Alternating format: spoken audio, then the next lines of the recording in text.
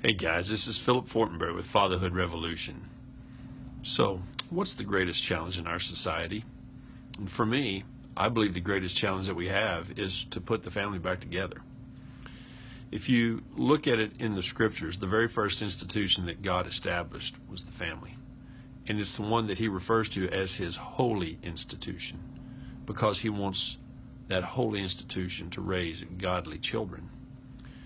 So the church was not the first institution, nor is it the one that he refers to as his holy institution, but it's the marriage.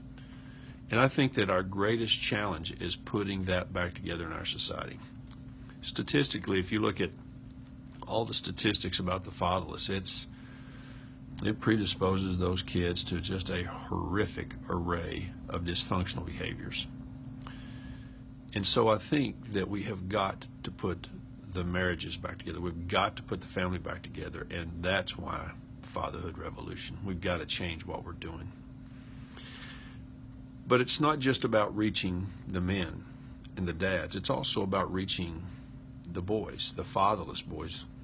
And I want you to think about that. The way that I end every one of these videos is, and when you go on your great adventures, don't forget the kid next door who has no dad. He needs you, and I used to be that kid. So I want you to know, I'm not just encouraging you to do that, but I do that. I did used to be that kid. I know what it's like to be inside a church and never have.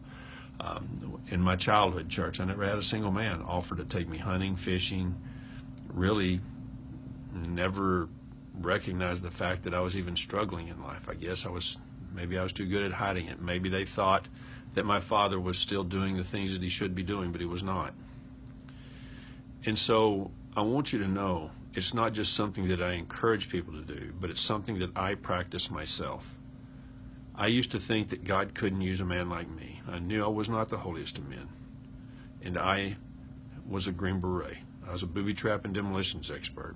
I learned to kill, to maim my fellow man with horrible efficiency. I taught others to do the same. Those don't seem like particularly useful skills. So I started very small in the only place that I thought that I could possibly be used, and I took some kids out and I took them camping and I taught them survival. And I took that first set of young men out in 1998, January of 98. And it changed all of our lives. It's the first time I ever told anybody the truth of such a difficult relationship that I had with my own dad, was that set of boys sitting around the campfire. And so I want you to know, it's not just something that I say at the end of every video, but it is something also that I practice. I've taken, I really don't know, a few hundred young men to the mountains, to the wildernesses in 5 different states since I've been doing it, since 1998.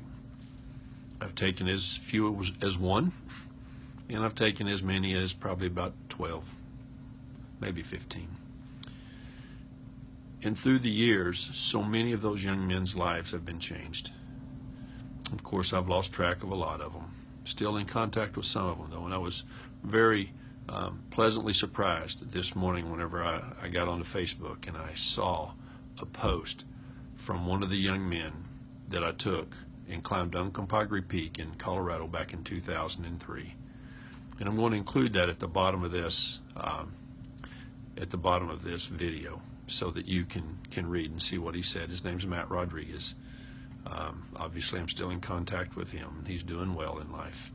And so, really, guys, that's what it's all about, is being able to make an impact.